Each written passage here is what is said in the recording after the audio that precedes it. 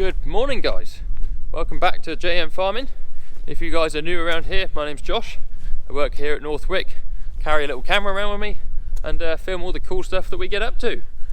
So today is the 1st of March. Had a very late night last night calving a cow, so I'm a bit tired this morning.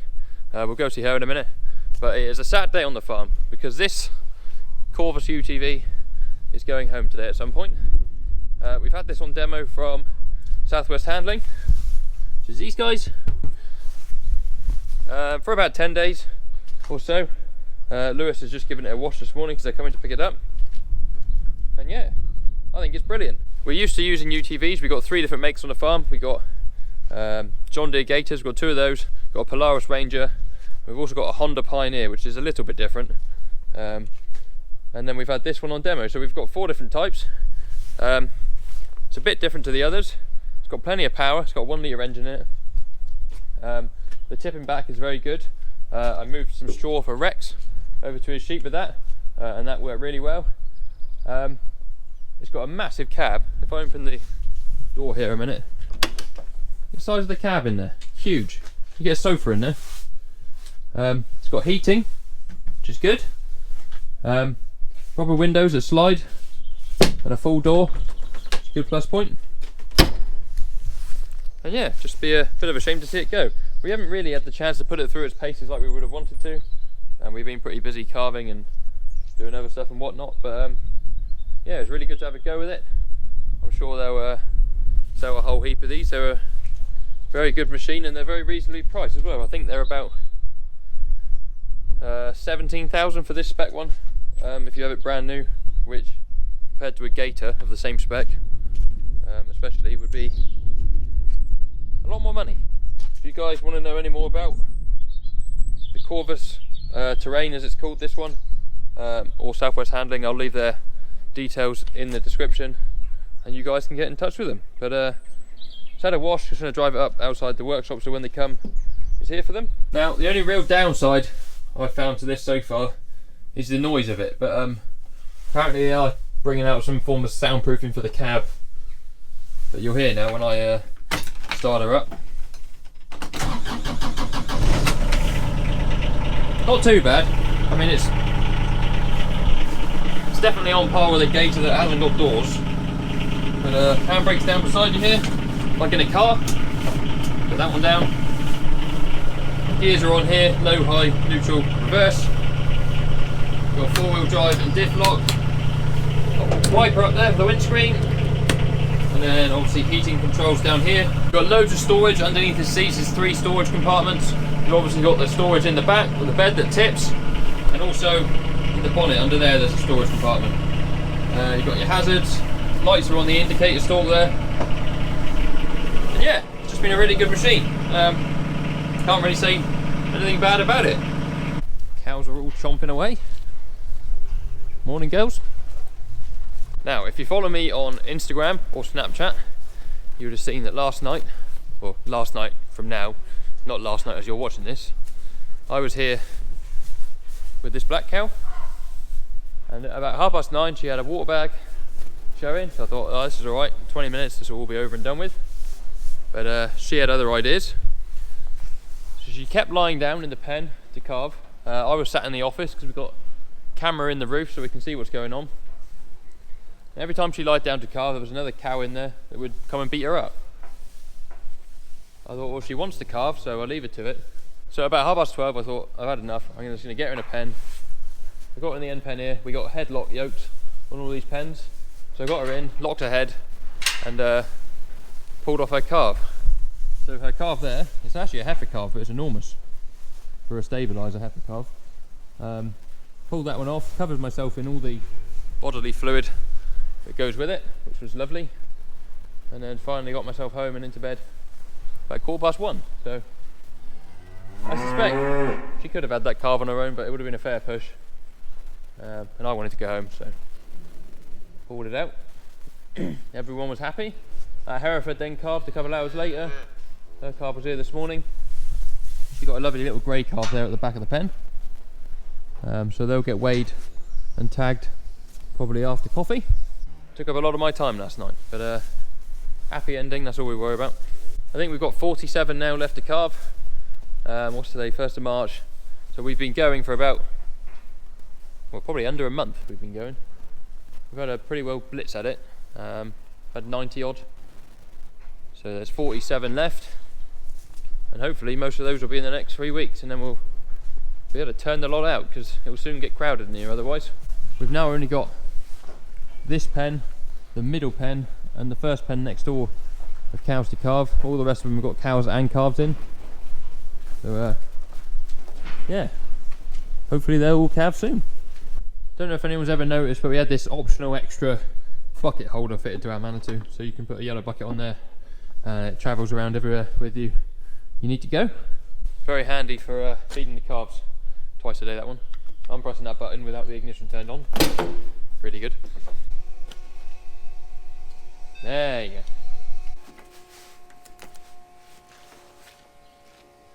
Just in feeding the calves. They were quite happy.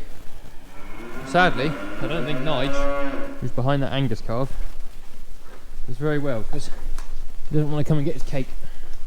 What's up, buddy? Hi, Nige. He's sort of like a raspy cough. He's full of fluid, I think. Whether he's picked up pneumonia again or something. But, just going to get him some medicine. But, the rest of them all seem happy. Why he keeps getting it, I don't know. See there, he's chewing his cud, but every time he sort of takes a chew, he just he's got himself up there now. Just doesn't look too happy. We'll go get him some minoxidil, which is like Metacam. That will make him feel better, and then we'll give him something for his pneumonia as well, because I'm sure that's what it is. He's had it before. It's a shame, because all the rest of them are fine. Right, I'm back down with the calves. I've got 2 ml of minoxidil. So that's got an active ingredient called Mexicam in it. I think there's 20 milligrams of Mexicam per milliliter of product. I'm gonna give that to Nige. Hopefully that'll make him feel better. That's an anti-inflammatory, non-steroidal, so there's no antibiotic in that. Hopefully that'll take any pressure off his lungs if they're a little bit swollen, if he's got a cough, and we'll see how he goes. I've also made myself a list of the 7 or 8 lowest performing calves. They're all on this side of the shed, because I did pick them out last time when we weighed them, but they've all broken back together. And we'll put those one side of a gate and just give them a little bit more feed, and try and get them going a bit. They tend to be the smaller ones, and they get bullied away from the feed face when there's cake here and whatnot, but it will just mean we can keep a bit of a closer eye on them, and hopefully they'll perform a bit more then. So I'll go and give this to Nige, and then we'll spray up the ones we want and try and pick them out, which could be fun on my own. Right, so in this pen behind me here, I've picked out the 5 worst performing calves. There's 3 more on my list, but looking at them in the pen, they're actually bigger than some of the others, so we'll leave them and we'll just keep an eye on them anyway. So what I'm going to do is, that gate there that's blocking them from getting in the pen at the moment will latch to that post. Annoyingly, that one doesn't meet it at the back. It meets somewhere wrong, doesn't go in a hole, so get some string and tie it very well so that they can't get themselves out. So I will get some string and I will be back. Carl, I'm going to have to evict you from your nice comfy bed. That side of the line. This gate will swing round. I don't know whether the post is in incorrectly or the gate is, but it won't quite reach that hole. Oh, or will it? Perhaps I've got the gate all the way around, because that one will reach. Might be this one that doesn't fit.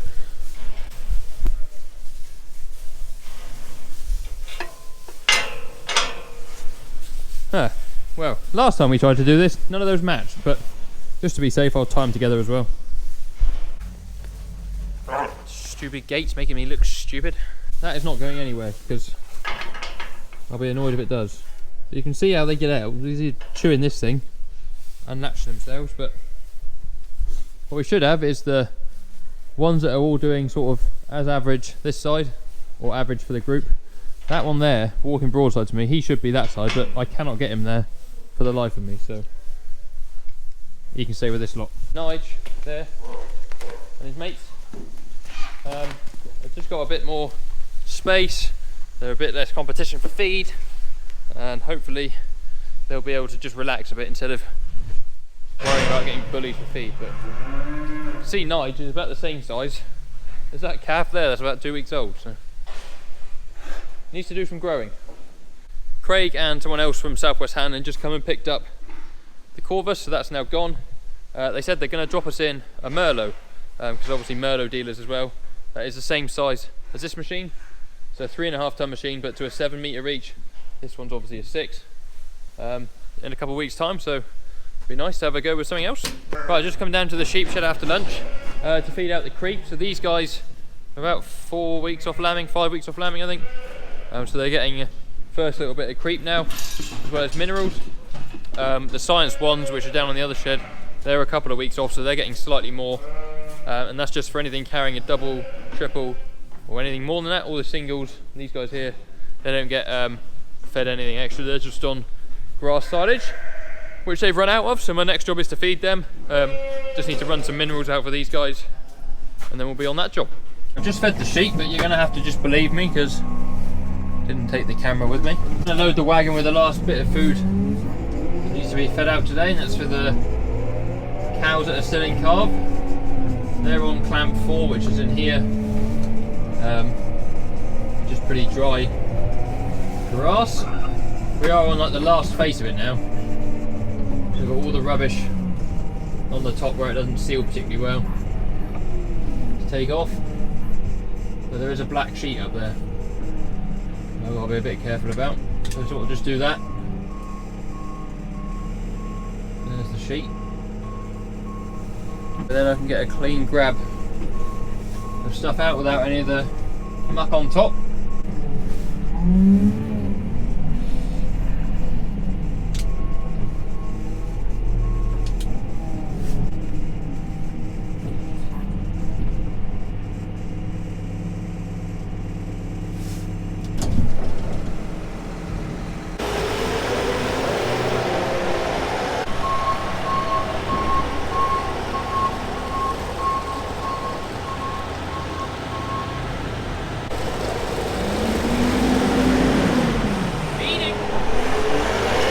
Right, that's loaded, just let that mix for a bit, break it all up. The weather has turned absolutely horrid. I don't know if you can see, it's teething with rain. We're going to end up having a late spring, I think, and then cows will be in longer. Luckily we got plenty of silage that we might end up having to eat. On the trailer here we've got the maize drill that me and Craig brought back from the other farm a couple of weeks ago. Now I incorrectly said that this was a 6-row drill, and obviously I can't count because it's got 5 hoppers on it. But that's going up to Harpenden, which is the other Rothamsted research site. John and Bruce are taking that tomorrow, so at some point this afternoon we need to load that onto the Ivor Williams trailer. But I managed to get the sheet as well off the silage there. That's all in the heat now that he's pulling out. I think it's full of holes. There's been some rodent activity in it. It's probably only good to go to Pierce's, but that's the last bit of the silage. That won't last too much longer.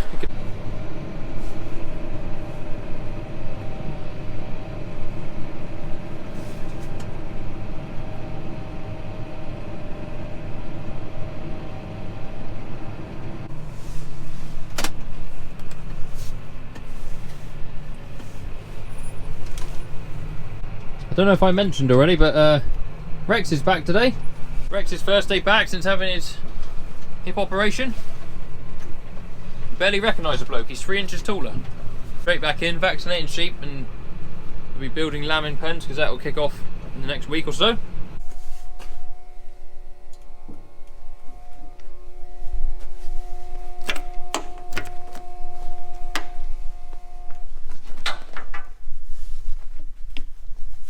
Right, so just come up to the shed and given the calves their evening feed. We'll come back in a minute and push all the feed in for the cows. They're not happy because they want some cake. Everyone's happily feeding, including Nige. So even though he looked proper rough earlier, shut this door a minute. He's come up this evening, he wants to have a feed. He's looking a lot better, a bit brighter. It's amazing what that Metacam or Minoxidil, as we now have, does. It's like taking a paracetamol or a ibuprofen. Just makes you feel a bit better. Want to get up and do something. And there he is. So keep a close eye on him for the next couple of days. If he doesn't get any better, we'll have to give him some antibiotics or something. Can only give him minoxidil once every 2 days, and you don't want to keep giving it to him. It's quite harsh on their stomach. It can ulcerate and that sort of thing if you give him too much. So, and he only had 2 mil. It's amazing that 2 mil of anything does anything for anything. I said anything a lot there. But anyway, that's good news. So I am well chuffed. Look at him chomping away. I'm gonna go get the pusher, pushing some food. It's all the feed pushed in. Nigel's still there eating. That's made me quite happy. I'm glad he's eating. I was a bit worried about him earlier. Didn't look very good there for a minute, but hopefully if he gets a load of feed in, that'll make him feel a bit better. He's having a bit of a cough still, but yeah, we push the food in at night just because it drives their intakes a bit, especially for the growing animals like calves and bull and heifers and that sort of thing. You want them to be eating as much as they can, putting on as much weight as they can whilst they're young, because when they do all their growing. Right, I'm going to go put the pusher away, and then I'm probably going to abscond because this weather is disgusting. I need diesel. For whatever reason, there seems to be a diesel shortage at the minute. Right guys, so I did manage to get myself some diesel. It was absolutely chaos at the fuel station. I've got no idea why. People are starting to panic buy fuel, which is ridiculous. So me and Gus have come home for tea. Thank you very much for watching. Thank you again to the guys at Southwest Handling for letting us have the machines on demo. They're going to bring us some more machines, so we look forward to that soon. If you haven't already, please give the video a like and subscribe to the channel. We've now gone above 7,000 subscribers, which is awesome. If you're not already, then please follow the links in the description to my Instagram, Snapchat and TikTok. There's loads of stuff on there regarding what goes on at the farm on a daily basis. And yeah, we'll see you guys on another video very soon. Cheerio.